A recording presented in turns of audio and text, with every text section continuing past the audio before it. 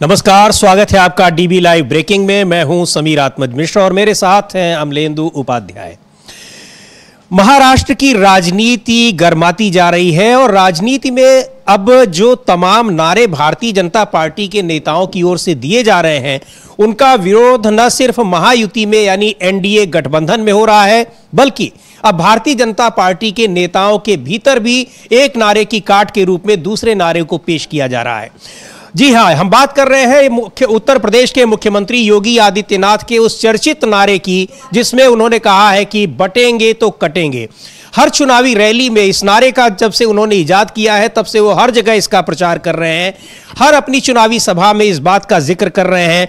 महाराष्ट्र में भी उन्होंने किया, लेकिन महाराष्ट्र में सबसे पहले तो विरोध की आवाज उठी भारतीय जनता पार्टी के सहयोगी दल एनसीपी अजीत पवार गुट की तरफ से। अजीत पवार ने सीधे तौर पर कहा कि महाराष्ट्र में इस तरह के नारे नहीं चलेंगे, सीधे उन्होंने विरोध किया। लेकिन अब उस नारे की काट में प्रधानमंत्री नरेंद्र मोदी भी दिखाई पड़ रहे हैं। उन्होंने अब उसकी जगह एक दूसरा नारा दिया है, बटेंगे तो कटेंगे की बजाय अब प्रधानमंत्री कह रहे हैं कि अगर हम एक रहेंगे तो सेफ रहेंगे। तो अब ये नारा, इस नारे को लेकर भारतीय जनता पार्टी के नेताओं के भीतर भी अब एक राय नहीं है, यानी इसको लेकर वहां भी मतभेद दिखाई पड़ रहे हैं, महायुति गठबंधन के भीतर भी और अब जो भारतीय जनता पार्टी है उसके भीतर भी।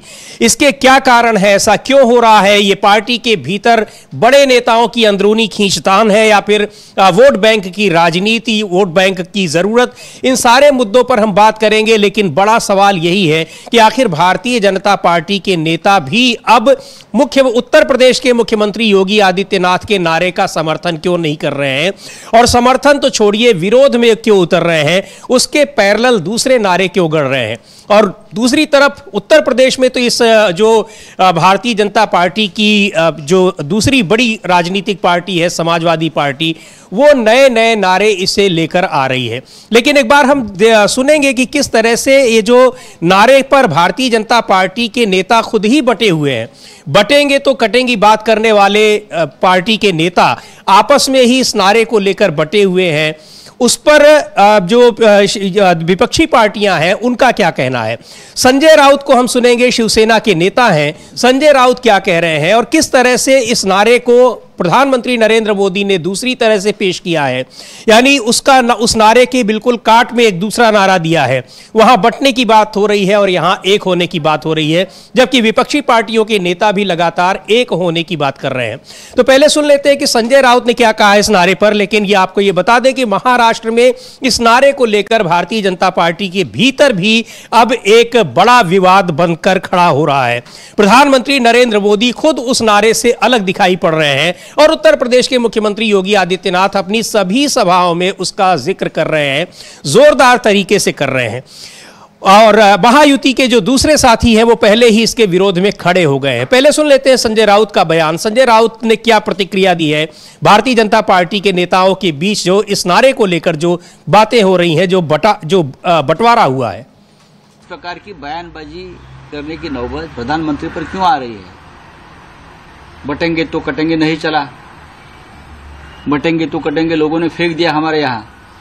अब एक है तो सेफ है, किसको आप एक कर रहे हो, किसको सेव कर रहे हो? इस राज्य की पूरी जनता आपकी नहीं है क्या? इस देश की पूरी जनता आपकी नहीं है? हम सेफ है महाराष्ट्र में और हमको ज्यादा सेफ होना है, इसलिए हमको बीजेपी को यहां से निकालना है।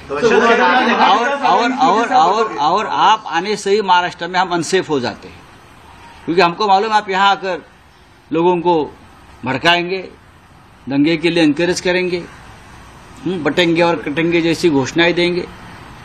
जब तक आप यहां आते हो तब तक आप अनसेफ है, इसलिए हम इस राज्य से आपको पूरी तरह से बाहर फेंक देंगे। तो संजय राउत का कहना है कि भारतीय जनता पार्टी की वजह से ही हम अनसेफ हैं, हम एक हैं और हम सेफ रहना चाहते हैं, उसमें भारतीय जनता पार्टी आकर हमें अनसेफ क्यों कर रही है। तो ये एक बड़ा आरोप है, लेकिन वो तो विपक्षी पार्टी हैं, उनके आरोप रहेंगे ही, उनके नारों पर उनकी प्रतिक्रिया आएगी ही, उनके विरोध में ही आएगी। लेकिन बड़ा सवाल यह है कि आखिर भारतीय जनता पार्टी के नेता आपस में, बड़े नेता आपस में एक नारे पर एक राय कायम क्यों नहीं कर पा रहे हैं? क्या उत्तर प्रदेश के मुख्यमंत्री योगी आदित्यनाथ एक अलग लाइन लेकर चल रहे हैं, वो बंटने की और बंटने पर कटने की बात कर रहे हैं, और दूसरी ओर प्रधानमंत्री नरेंद्र मोदी एक होने की बात कर रहे हैं? और जो सवाल उठाया है संजय राउत ने, बड़ा सवाल है कि आखिर वो किसके एक होने की बात कर रहे हैं? क्या देश में सभी लोग एक नहीं हैं, या भारतीय जनता पार्टी की निगाह में बहुत सारे लोग ऐसे हैं जो एक नहीं हैं? क्या बटे हुए हैं वास्तव में? तो ये बटने और एक होने का सवाल कहां से उठ रहा है, ये बड़ा सवाल है। उसको लेकर विपक्षी पार्टियां हमलावर है भारतीय जनता पार्टी पर, लेकिन बड़ी बात यह है और बड़ा सवाल यह है कि भारतीय जनता पार्टी के भीतर भी इस मसले पर एक राय नहीं है। यह क्यों ऐसा हो रहा है? चूंकि भारतीय जनता पार्टी के बड़े नेताओं के बीच तभी से खींचतान सतह पर दिखाई पड़ रही है जब से लोकसभा चुनाव के परिणाम आए हैं। उसके अलावा जो महायुति गठबंधन है महाराष्ट्र में, या एनडीए गठबंधन को ही अगर लिया जाए तो एनडीए गठबंधन के घटक दलों की तमाम मुद्दों पर अलग अलग राय दिखाई पड़ रही है। कई ऐसे प्रस्ताव आए, कई ऐसी योजनाएं रही जिसको वापस लेना पड़ा केंद्र सरकार को तीसरी सरकार में अपने।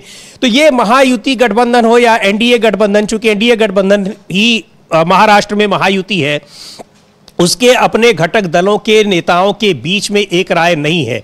वो एक बात समझ में आती भी है, लेकिन बड़ी बात यह है कि भारतीय जनता पार्टी के नेताओं के भीतर भी, तो क्या ये चुनावी रणनीति है, या इस मुद्दे पर वहां पर बंटने की जो बात योगी आदित्यनाथ कर रहे हैं उसकी वजह से पार्टी को नुकसान होने की स्थिति दिखाई पड़ रही है, या फिर वहां फेस सेविंग की बात हो रही है कि प्रधानमंत्री नरेंद्र मोदी को यह मुद्दा पसंद नहीं आया, या योगी आदित्यनाथ का यह नारा पसंद नहीं आया, या फिर वो एक अपना अलग नारा वहां देना चाह रहे हैं। बड़े सवाल हैं, लेकिन बात यह है कि आखिर जब वहां महाराष्ट्र में महायुति गठबंधन के दलों के बीच में अगर एक राय नहीं है, पार्टी के नेताओं के भीतर एक राय नहीं है, पार्टी के जो स्थानीय नेता हैं उनके भीतर एक राय नहीं है, तो इस स्थिति में भारतीय जनता पार्टी वहां चुनाव में कितनी मजबूती के साथ खड़ी दिखाई पड़ रही है।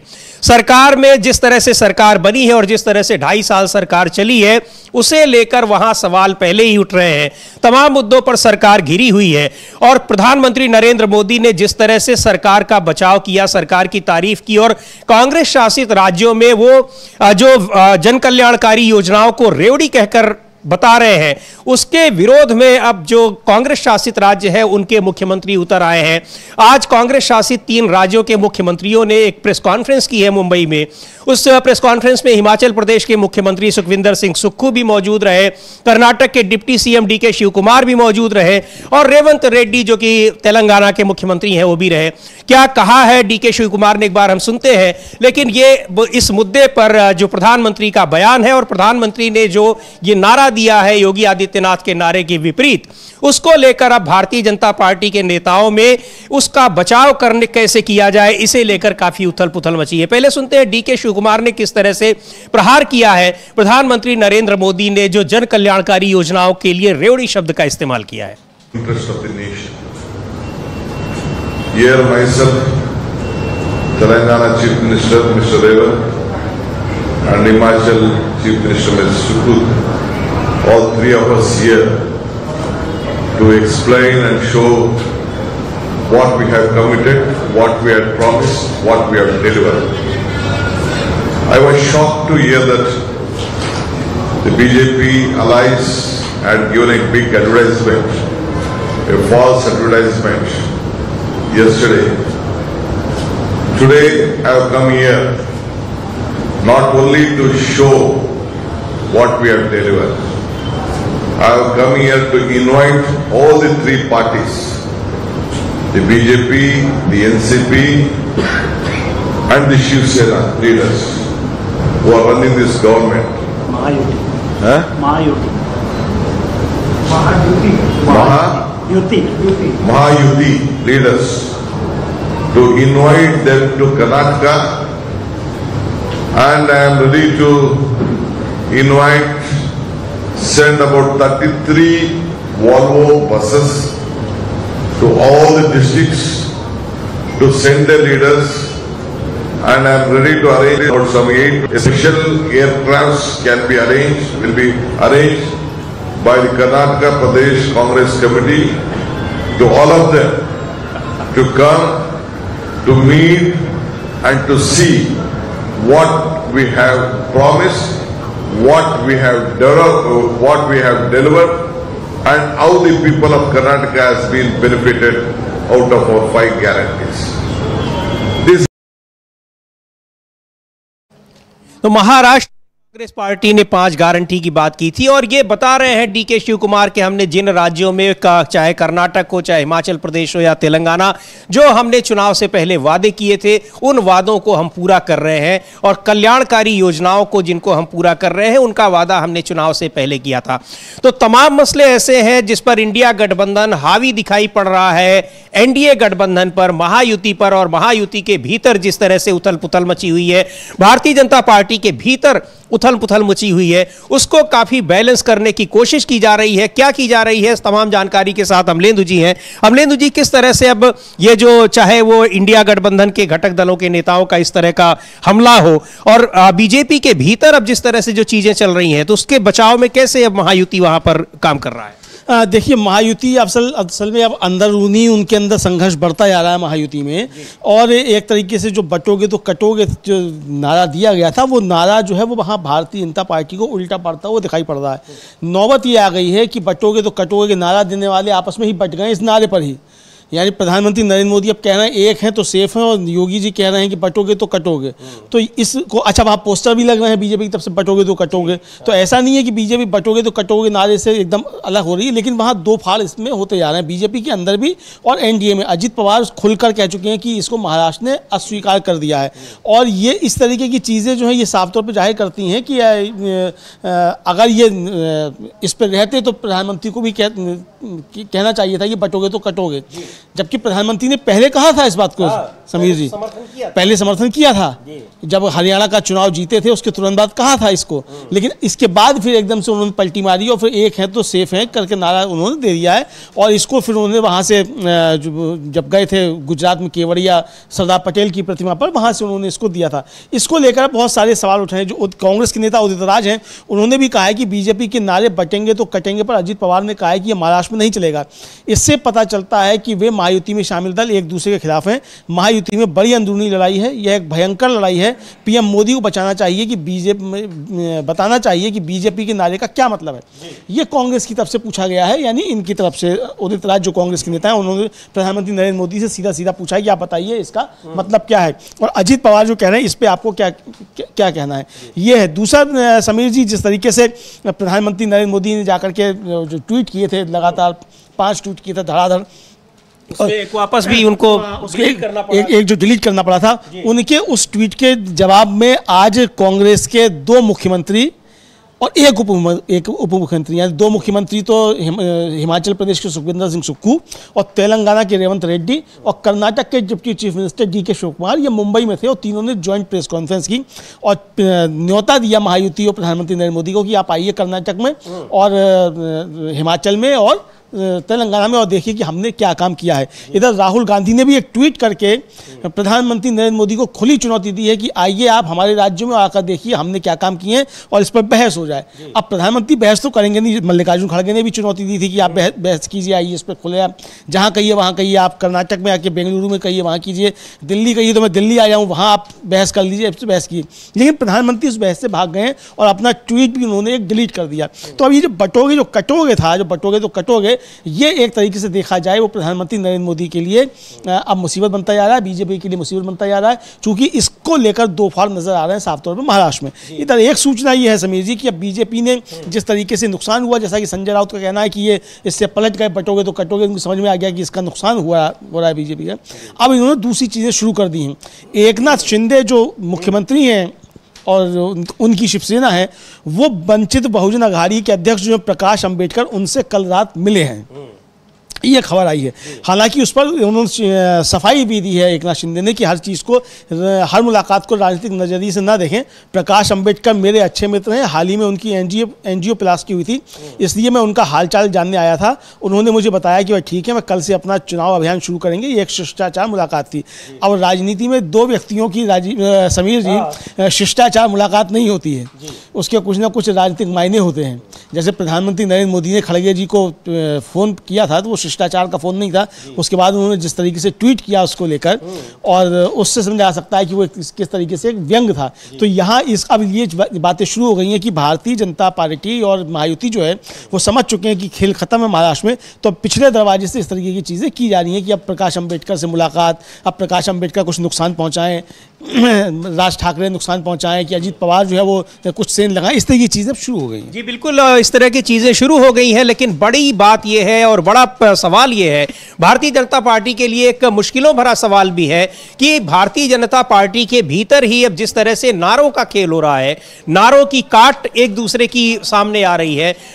योगी आदित्यनाथ के नारे के विपरीत जो मुख्य प्रधानमंत्री नरेंद्र मोदी नारा दे रहे हैं, और महायुति के सहयोगी उनके नारे का पहले से ही विरोध कर रहे हैं। इन सारी स्थितियों में उनकी अपने नारों पर, अपने जो विचारधारा एक तरह से कह ली जाए, उस पर एक राय नहीं बन रही है। यह कितनी मुश्किल भरी स्थिति भारतीय जनता पार्टी के सामने है। अब इन स्थितियों में एकनाथ शिंदे मुलाकात कर रहे हैं बहुजन विकास आघाड़ी के नेता से, प्रकाश आंबेडकर से, या फिर और भी जो कुछ इस डैमेज कंट्रोल करने के लिए जो कोशिशें हो रही हैं कितनी कामयाब होंगी। लेकिन भारतीय जनता पार्टी के नेताओं, जो स्टार प्रचारक हैं, उनके बीच में जो ये इस तरह से काउंटर हो रहा है एक दूसरे की बातों का, एक दूसरे के नारों का, वो बड़ा दिलचस्प है। और ये क्या गुल खिलाएगा चुनाव में, परिणाम में, ये देखने वाली बात होगी। लेकिन इससे ये साफ पता चल रहा है कि कोई एक एंगल लेकर पार्टी नहीं चल पा रही है कि आखिर कैसे चुनाव में जाया जाए। उसकी वजह यह है कि जिस तरह से तमाम मुद्दों पर जिस लोकसभा चुनाव लड़ा गया महाराष्ट्र में, उसको जबरदस्त उसका नुकसान उठाना पड़ा, उससे बिल्कुल दिग्भ्रमित नजर आ रही है पार्टी, भारतीय जनता पार्टी भी और महायुति भी, यानी एनडीए गठबंधन भी। महाराष्ट्र में तो यही स्थिति दिखाई पड़ रही है, और निश्चित तौर पर इस स्थिति का फायदा इंडिया गठबंधन उठा रहा है। जिस तरह से संजय राउत ने कहा है कि क्या कह रहे हैं, और उनको अपने नेता ही एक दूसरे का विरोध कर रहे हैं, एक दूसरे की बातों को काट रहे हैं, इससे यह पता चल रहा है कि कितने कॉन्फिडेंट होकर ये चुनाव यहां पर लड़ रहे हैं। तो जाहिर सी बात है कि इंडिया गठबंधन के नेता तो उसका फायदा उठाएंगे ही और हमला करेंगे ही, जब इस तरह से एक दूसरे के खिलाफ में वहां पर नारे दिए जा रहे हैं और वक्तव्य दिए जा रहे हैं। दूसरी ओर अगर हम बढ़े झारखंड की ओर, चुनावी राज्य है झारखंड, वहां पर आज सुबह ही बड़ी खबर आई, मुख्यमंत्री हेमंत सोरेन के निजी सचिव सुनील श्रीवास्तव के घर पर इनकम टैक्स की छापेमारी हुई है। आपको याद होगा कि लोकसभा चुनाव में इनकम टैक्स, सीबीआई और ईडी के रेड की कितनी चर्चा हुई। विपक्षी दलों ने ये बार बार ये सवाल उठाया कि किस तरह से विपक्षी नेताओं को परेशान करने के लिए, अपनी तरफ करने के लिए छापेमारी की जाती है, उनका कोई नतीजा नहीं निकलता। सुप्रीम कोर्ट से कितनी बार सरकार को और इन जांच एजेंसियों को कितनी फटकार लग चुकी है, ये सारी चीज़ें सामने आई हैं। लेकिन जांच एजेंसियों की जो कार्यशैली है उसमें कोई बदलाव नहीं दिखाई पड़ रहा है। ताज़ा तरीन उदाहरण है, झारखंड में चुनाव हो रहे हैं 3 चरणों में, 13 नवंबर और 20 नवंबर को, और उसके ठीक पहले हेमंत सोरेन के निजी सचिव के यहाँ आईटी की छापेमारी हो रही है।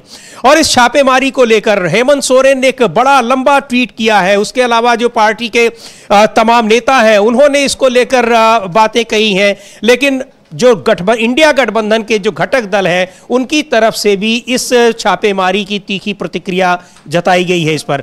और एक बार देखते हैं कि हेमंत सोरेन ने क्या लिखा है। उन्होंने वो लगातार ये आरोप लगा रहे हैं कि भारतीय जनता पार्टी यहाँ आमने सामने चुनाव नहीं लड़ पा रही है, इसके लिए वो बार बार सहारा ले रही है दूसरी चीजों का, बैकफुट पर या पर्दे के पीछे से लड़ाई करना चाह रही है। एक बड़ा आरोप भी हेमंत सोरेन ने लगाया है और यह बताने की कोशिश की है कि किस तरह से भारतीय जनता पार्टी की सरकारों ने वहां काम किया है और आमने सामने की लड़ाई क्यों नहीं लड़ पा रही है। हेमंत सोरेन के इस ट्वीट में उन्होंने लिखा है कि भाजपा के तत्कालीन मुख्यमंत्री बाबूलाल मरांडी की बात कर रहे हैं कि बाबूलाल जी के राज में पिछड़ों का आरक्षण 27% से घटाकर 14% करके उनके हकों के साथ गद्दारी की, उनके विश्वास का गला घोटा। जब हमने पिछड़ों का आरक्षण 14% से बढ़ाकर 27% किया, आदिवासियों का आरक्षण 28% तक बढ़ाया, दलितों का आरक्षण 12% तक बढ़ाया, जानते हैं सबसे ज्यादा विरोध में कौन आया? जवाब, भाजपा। यह ट्वीट किया है हेमंत सोरेन ने। वो आरोप लगा रहे हैं कि किस तरह से भारतीय जनता पार्टी ने आरक्षण को लेकर, यानी जो दलितों का, पिछड़ों का, वहां पर आदिवासियों का आरक्षण है, उसको कैसे कम किया, और जब हेमंत सोरेन की सरकार ने उसको बढ़ाया, यानी वहां इंडिया गठबंधन की सरकार ने, तो भारतीय जनता पार्टी ने उसका विरोध भी किया। तो ये एक बड़ा आरोप लगाया है। लेकिन बड़ी खबर यह है कि हेमंत सोरेन के निजी सचिव के यहां सुबह से ही आईटी की छापेमारी हो रही है। और हेमंत सोरेन ने एक और ट्वीट किया है कि कई 100 करोड़ रुपए लगाकर भाजपा ने उत्तर प्रदेश, बिहार, मध्य प्रदेश में विशेष टीम बैठा रखी है। लक्ष्य सिर्फ एक है, झारखंड को बदनाम करना, मुझे दिन रात गालियां देना ताकि झारखंडियों को बदनाम किया जा सके। दूसरी तरफ सारी की सारी केंद्रीय संस्थाएं इन्होंने अपनी मुट्ठी में कर रखी हैं, जहां से निष्पक्षता की बात सोचना भी बेमानी है। तो ये बातें हेमंत सोरेन कह रहे हैं, उन्होंने ट्वीट किया है, लेकिन इसकी लंबा ट्वीट है और आखिर में लिखते हैं कि लड़ेंगे, जीतेंगे, हूल जोहार।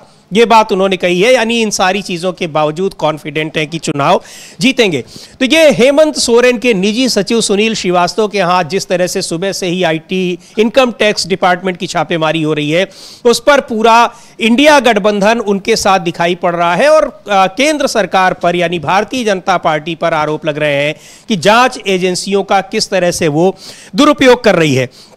जो झारखंड मुक्ति मोर्चा के प्रवक्ता हैं मनोज पांडे, एक बार सुनते हैं कि उन्होंने क्या कहा है इस मुद्दे पर। और इसके अलावा कांग्रेस पार्टी ने भी पूरा समर्थन दिया है और भारतीय जनता पार्टी के ऊपर जांच एजेंसियों के दुरुपयोग का आरोप लगाया है। पहले सुनते हैं मनोज पांडे क्या कह रहे हैं।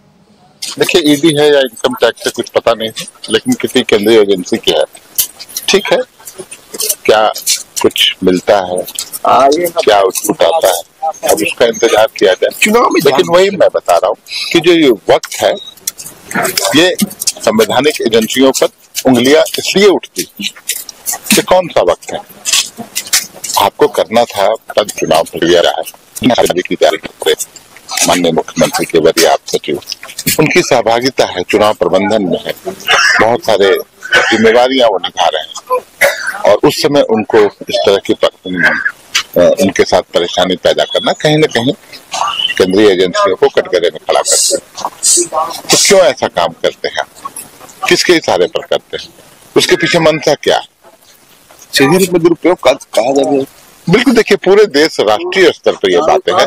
झारखंड में चूंकि एक सशक्त गठबंधन और उसके नेता हेमंत सोरेन बहुत बड़े राजनीतिक कद, आज यहाँ किसी का कुछ नहीं चल रहा है, लोग आ रहे हैं, इनकी सभाओं में भीड़ नहीं हो रही है। तो वहीं हेमंत सोरेन, कल्पना सोरेन की सभाओं में भीड़, उससे बौखला गए हैं ये लोग। तो इस तरह की कार्रवाई है। अब संवैधानिक एजेंसियों पर कुछ बोलना भी हम लोग पसंद नहीं करते हैं, नहीं बोलना चाहिए, विश्वसनीयता बना के रखनी चाहिए इन लोगों को। लेकिन सत्ता का दुरुपयोग करने वाले तानाशाही प्रवृत्ति के लोगों के दबाव में आकर इस तरह की हरकतें की जा रही हैं, बहुत ही मैं समझूंगा अलोकतांत्रिक। लोकतंत्र तो मनोज पांडे कह रहे थे कि यही सब कारण है जिनकी वजह से इन जांच एजेंसियों पर उंगली उठती है और आरोप लगते हैं कि ये सरकार के इशारे पर काम कर रही हैं। अमलेंदु जी, ये आरोप लोकसभा चुनाव में भी लगे, उसका खामियाजा भी भुगतना पड़ा भारतीय जनता पार्टी को, खासतौर पर महाराष्ट्र में। वहां पर पूरी सरकार ही इसी तरह से चल रही है कि जो इनके साथ आ गए, यानी जो भारतीय जनता पार्टी के साथ आ गए, बस सरकार बना ली, उनके खिलाफ लगे सारे आरोप चले गए। लेकिन जो उनके साथ नहीं है, उनके विरोध में है, उनके खिलाफ लगातार जांच एजेंसियां सक्रिय हैं, गिरफ्तारी कर रही हैं, केस दर्ज कर रही हैं, लेकिन किसी को सजा नहीं दिला पा रही हैं। और सुप्रीम कोर्ट में, हाई कोर्ट में उनको मुंह की खानी पड़ रही है, बार बार जलालत झेलनी पड़ रही है। यही बात है अभी मनोज पांडे ने कहा, जो झारखंड मुक्ति मोर्चा के नेता हैं। और इन्हीं सारी चीजों पर, इन्हीं वजहों से सवाल उठते हैं जांच एजेंसियों पर। फिर भी इन जांच एजेंसियों को ऐसे ही मौके क्यों चुनती हैं कि उस पर सवाल उठे? उनको क्या लगता है? बिल्कुल समीर जी, ऐसे ही मौके पे एजेंसियां काम करती हैं और ये जो आरोप लगते रहे, इन आरोपों को ये एजेंसियां साबित भी करती हैं। और सुप्रीम कोर्ट भी कई बार सख्त टिप्पणियां कर चुका है, लेकिन उसके बाद भी इसमें कुछ सुधार देखने को नहीं मिल रहा है।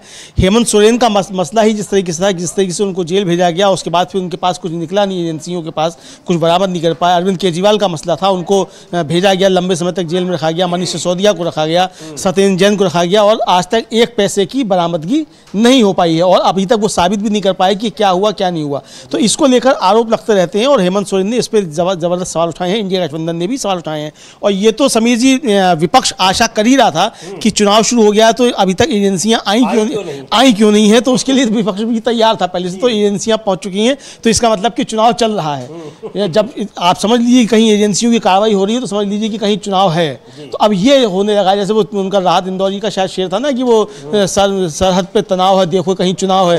तो अब सरहद पे तनाव है, चुनाव की तो है ही। अब दूसरी चीजें हैं कि अगर कहीं छापेमारी हो रही तो समझ लो चुनाव है।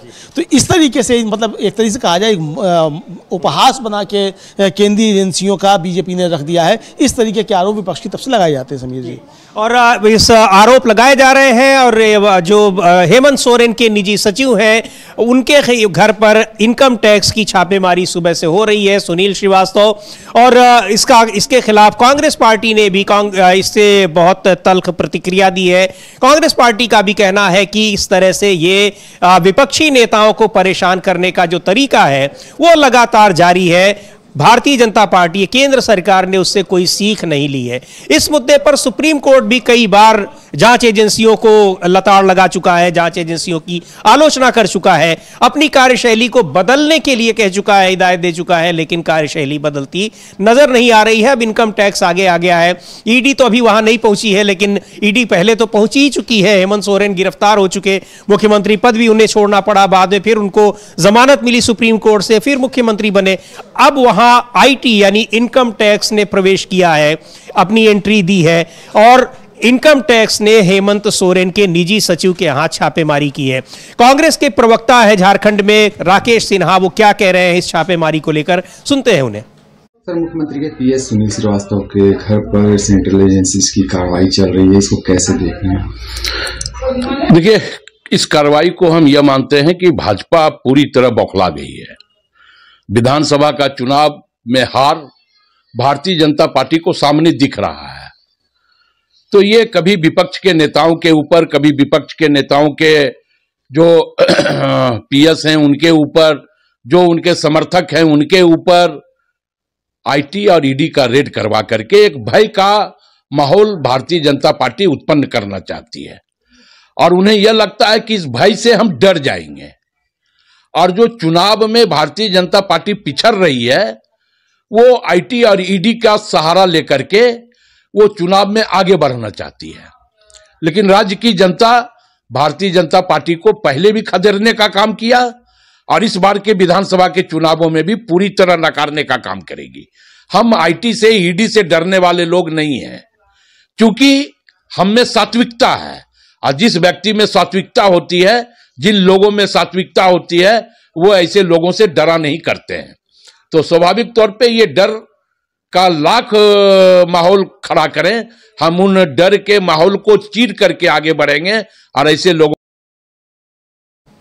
तो राकेश सिन्हा है झारखंड में कांग्रेस पार्टी के नेता हैं, और उन्होंने जिस तरह से हेमंत सोरेन के निजी सचिव के यहाँ इनकम टैक्स की छापेमारी हुई है उसके विरोध में वो अपना बयान दे रहे थे। उनका यह कहना है कि विपक्षी नेताओं को लगातार परेशान करने के लिए इन जांच एजेंसियों का इस्तेमाल किया जाता है, और खास तौर पर जब चुनाव हो रहे होते हैं और चुनावी राज्यों में ये सारी चीजें की जाती हैं। आरोप है, बड़ा आरोप है, और भारतीय जनता पार्टी के ऊपर, केंद्र सरकार के ऊपर ये लगातार ये आरोप लग रहे हैं, पिछले 10 साल से लग रहे हैं।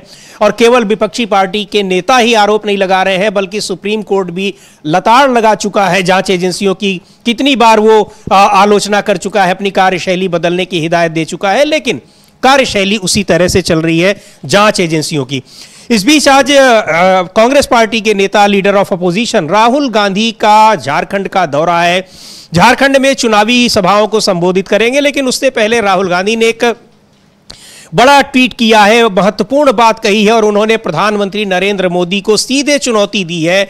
उन्होंने लिखा है, राहुल गांधी ने अपने ट्वीट में, कि जुलाई 2022 में प्रधानमंत्री मोदी ने कांग्रेस की जनहित योजनाओं को फ्री की रेवड़ी कहकर देश को गुमराह किया।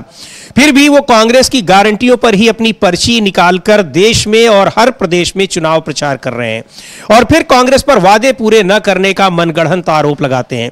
मोदी जी, हमारी चुनौती है, कर्नाटक आइए, घूम घूम कर देखिए, पड़ताल कीजिए, हमने हर वादा पूरा किया है। कर्नाटक में कांग्रेस की योजनाओं ने करोड़ों महिलाओं, युवाओं, किसानों और गरीबों की तकदीर बदल दी है।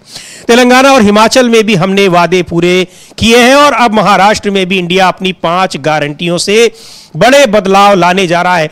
लंबा ट्वीट है, बहुत सारी बातें, उन्होंने उन सारे वादों का जिक्र किया है जिनको कांग्रेस पार्टी ने चुनाव से पहले वादा किया था और अब उन राज्यों में उसको पूरा कर रही है जहां पर उसकी सरकारें हैं।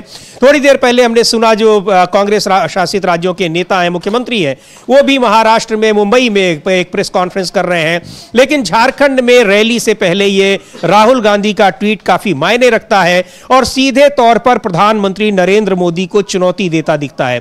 अमलेंदु जी, इसमें और क्या चीजें कही है राहुल गांधी ने और किस तरह से उन्होंने ये कहा है कि हमारी ही योजनाओं को आप उनके नाम बदल कर या उनको पॉलिश करके आप खुद उसको दे रहे हैं जिनका आप रेवड़ी कहकर मजाक उड़ा रहे हैं? हाँ, एक तो समझ लीजिए कि जो गारंटी शब्द आया था ये असल में राहुल गांधी ने ही राजस्थान में कर दिया था और वहाँ से फिर प्रधानमंत्री नरेंद्र मोदी ने उसको लपक लिया गारंटी। तो अब ये गारंटी वहाँ से लिया हुआ शब्द है, इसको लेकर कांग्रेस कह चुकी है। राहुल गांधी यही कह रहे हैं कि आपने हमारा ही शब्द उठाया और उस पर अपनी पर्ची चिपकाकर आप उसको बेच रहे हैं और आप हम पे ही आरोप लगा रहे हैं। तो राहुल गांधी ने सीधी सीधी चुनौती दी है कि कर्नाटक आइए और यही चुनौती मल्लिकार्जुन खड़गे ने दी थी कि आप जहाँ कहिए वहाँ बहस करने के लिए हम तैयार हैं।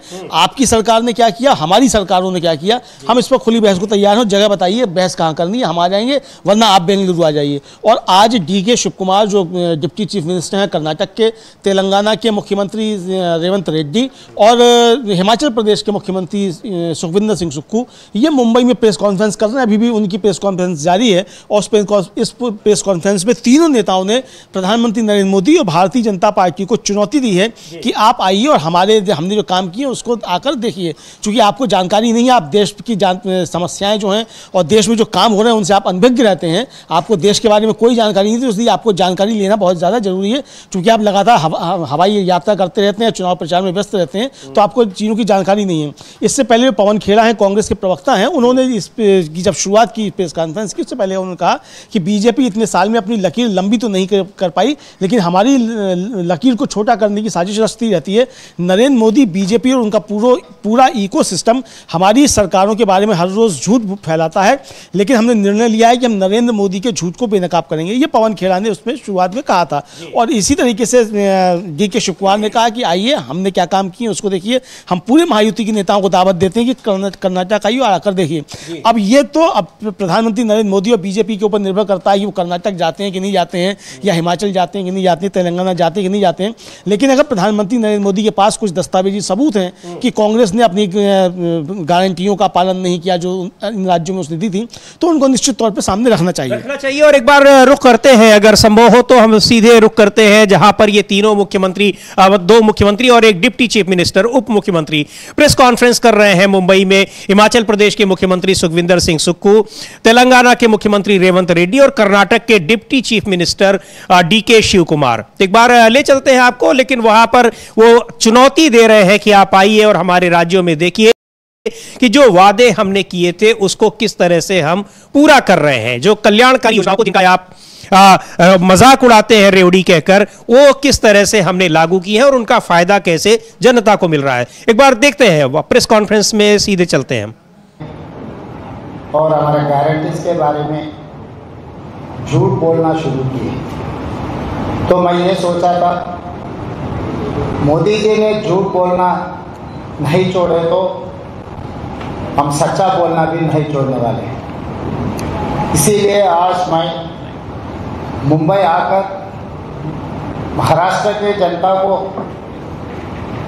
जो तेलंगाना सरकार श्रीमती सोनिया जी ने सितंबर 17, 2023 चुनाव के समय पर 6 गारंटी दिया हुआ है, वो गारंटीज हम लोग systematically we have implemented in Telangana.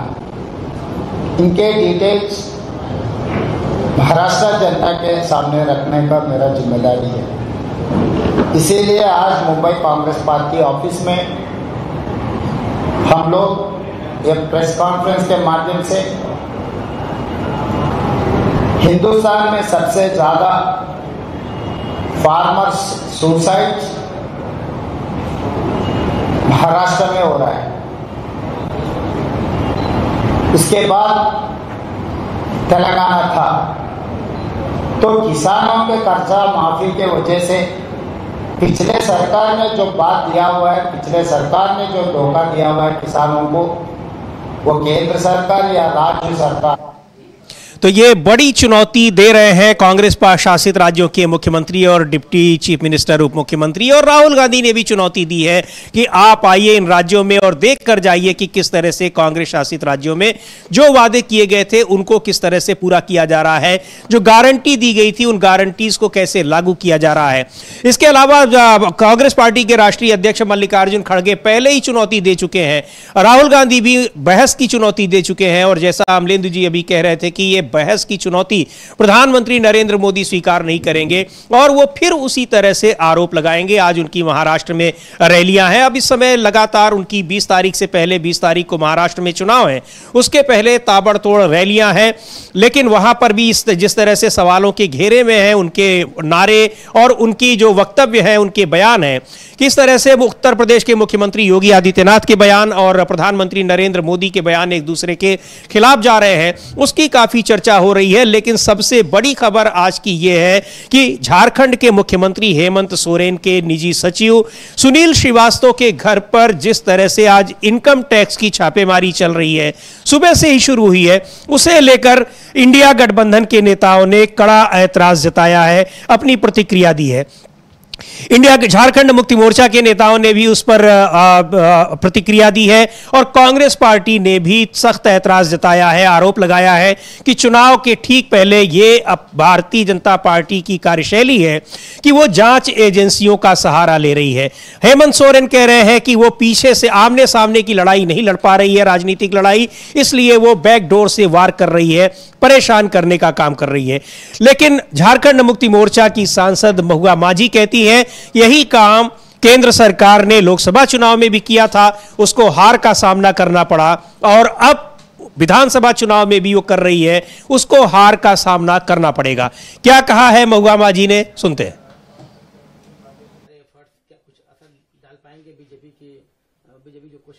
देखिए, लोकसभा चुनाव में भी तो माननीय हेमंत सोरेन जी को जेल में भेजकर यहाँ तमाम प्रधानमंत्री और होम मिनिस्टर सब सारे लोग आए थे। तो क्या हुआ, यहाँ पर रिजल्ट आपने देखा कि हमारे पक्ष में रहा, इंडिया गठबंधन के पक्ष में रहा। अभी भी ये लोग चुनाव है तो इस तरह के हथकंडे अपनाएंगे ही, इससे कोई फर्क नहीं पड़ने वाला है। जनता मंच बना चुकी है, जुमलेबाजों को यहाँ पर कोई जगह नहीं देगी। यहाँ पर जो सचमुच में जमीन से जुड़कर काम करने वाले लोग हैं उन्हीं को मौका मिलेगा। तो ये बड़ा आरोप लगा रहे हैं और ये बड़ी बात कही है महुआ माझी ने कि लोकसभा चुनाव में भी यही किया, हारी, और अब विधानसभा चुनाव में भी कर रही है, उसको हार का सामना करना पड़ेगा। लेकिन लोकसभा चुनाव में वास्तव में जांच एजेंसियों के दुरुपयोग का जो विपक्ष का नारा था, विपक्ष का एक नैरेटिव था, उसने भी भारतीय जनता पार्टी को हराने में बड़ी भूमिका अदा की। लेकिन एक बार फिर वो अपनी उसी कार्यशैली पर वापस लौट आई है। ये जो आरोप लग रहे हैं विपक्ष के कि जांच एजेंसियों का सहारा लेकर वो विपक्षी नेताओं को परेशान करने का काम कर रही है। अमलेंदु जी। हाँ बिल्कुल समीर जी, ये आरोप लगना, इस बीच अपने दर्शकों को एक सूचना देने कि राहुल गांधी रांची पहुंच चुके हैं और अब वहां से वो बाघमारा, उनका 12:30 बजे का कार्यक्रम था तो शायद थोड़ा लेट होगा, वहां एक जनसभा को संबोधित करेंगे। उसके बाद 2:15 बजे आम बागान में उनकी एक जनसभा है। झारखंड में आज उनकी 2 सभाएं हैं। इधर मल्लिकार्जुन खड़गे जो है वो एक प्रेस कॉन्फ्रेंस और जनसभा करेंगे नागपुर में, उनका भी 12:30 बजे का समय था, वो भी अभी थोड़ा लेट है। प्रधानमंत्री नरेंद्र मोदी इस समय अकोला में भाषण दे रहे हैं, बटोगे कटोगे और एक है तो सेफ है, इन सब पे बातें हो रही होंगी जैसे कि समझा जाता है समीर जी। ये है इधर जो झारखंड को लेकर जिस तरीके से चीज़ें आगे बढ़ रही हैं और हेमंत सोरेन ने जो खुलकर आरोप लगाया है कि उनको बदनाम करने के लिए किस तरीके से भारतीय जनता पार्टी ने काफ़ी जो है खर्च किया हुआ है, ये सारी चीज़ें एक तरीके से वहाँ आरोप लग रहे हैं और एजेंसियों की कार्रवाई को भी इसी तरीके से चुनाव से जोड़कर देखा जा रहा है। चूंकि ईडी के जरिए जब हेमंत सोरेन को फंसाने की कोशिश की गई तो उसमें काफ़ी ज़्यादा मुंह की खानी पड़ी थी बीजेपी को और ईडी को, चूंकि हाई कोर्ट और सुप्रीम कोर्ट दोनों की टिप्पणियां ईडी के खिलाफ बहुत ज़्यादा सख्त थी और ये कहा गया था कि इसमें कहीं कोई मुकदमा बनता ही नहीं है। यानी जो शिकायत करता है उसकी तरफ से भी हेमंत सोरेन को नहीं बनाया गया, तो आपने इसमें हेमंत सोरेन के खिलाफ कैसे कार्रवाई कर दी? ये सवाल जो था वो हाई कोर्ट की तरफ से उठाया गया था और सुप्रीम कोर्ट ने उस आदेश को बिल्कुल सही बताया था, तो इसी भारतीय जनता पार्टी को चोट उससे एक तरीके से लगी।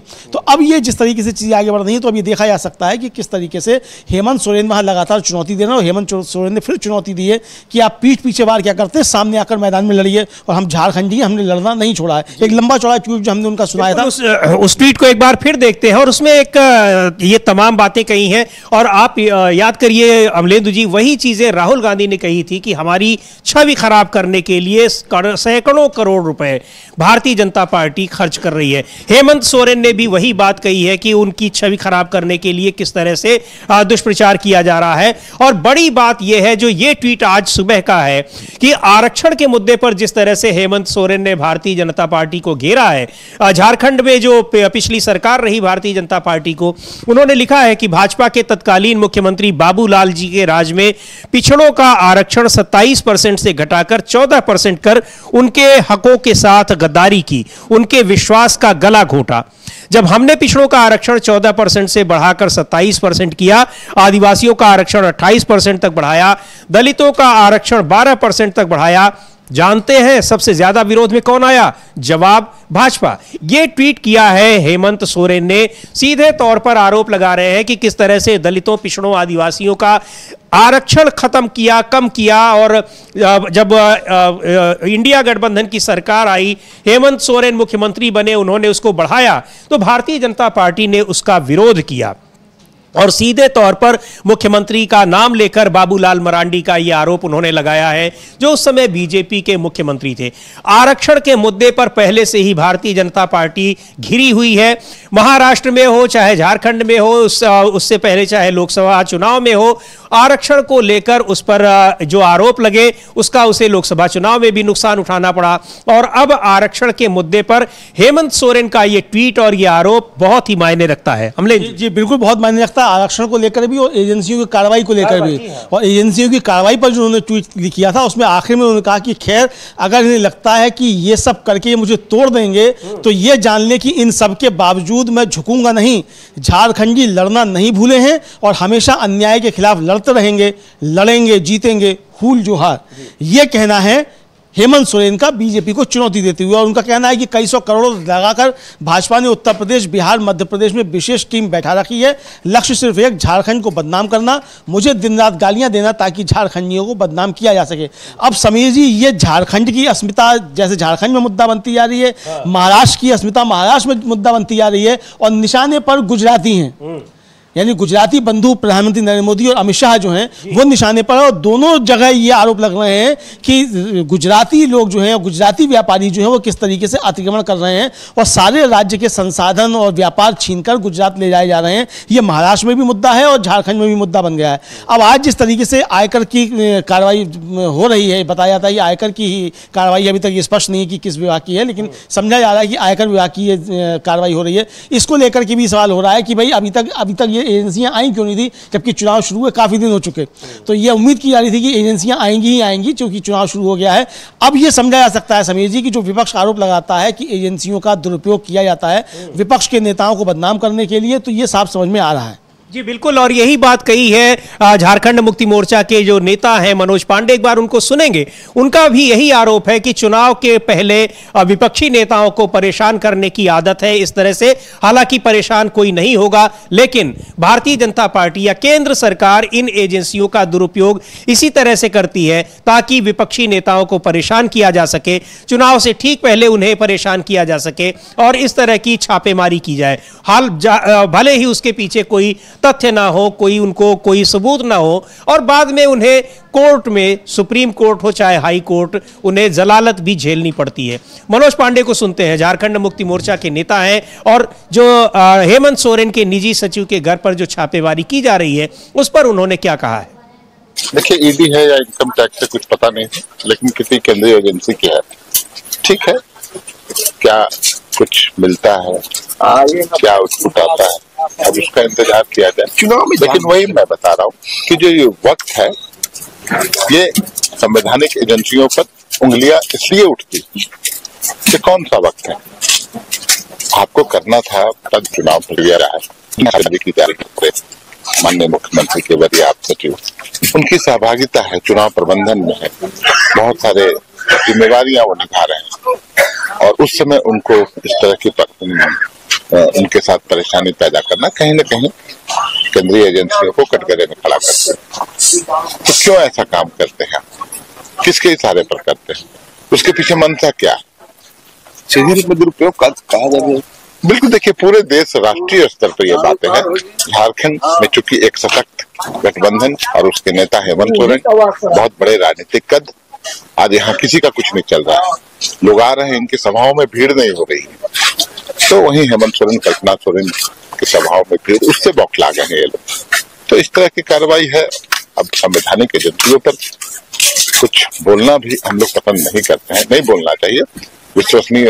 विश्वसनीयता बना के रखनी चाहिए इन लोगों को, लेकिन सत्ता का दुरुपयोग करने वाले तो ये सवाल उठा रहे हैं कि ये आशंकाएं जो विपक्षी आरोप लगाता है, तो इसी तरह की कार्रवाइयों के जरिए उन आरोपों की पुष्टि होती है। जिस तरह से हेमंत सोरेन के निजी सचिव सुनील श्रीवास्तव के यहां छापेमारी की जा रही है चुनाव से महज कुछ दिनों पहले। झारखंड में 13 नवंबर और 20 नवंबर को 2 चरणों में विधानसभा के लिए मतदान होने हैं और उसके ठीक पहले उनके मुख्यमंत्री हेमंत सोरेन के निजी सचिव के यहां छापेमारी हो रही है, जिसका इंडिया गठबंधन ने तल्ख प्रतिक्रिया दी है। तो ये सारी चीजें हैं, आगे क्या होता है, उस छापेमारी में क्या निकल कर आता है, क्या कार्रवाई होती है, ये देखने की बात है। उससे आपको हम लगातार अपडेट करेंगे। आप देखते रहिए DB लाइव, हमारे नियमित कार्यक्रमों को देखते रहिए और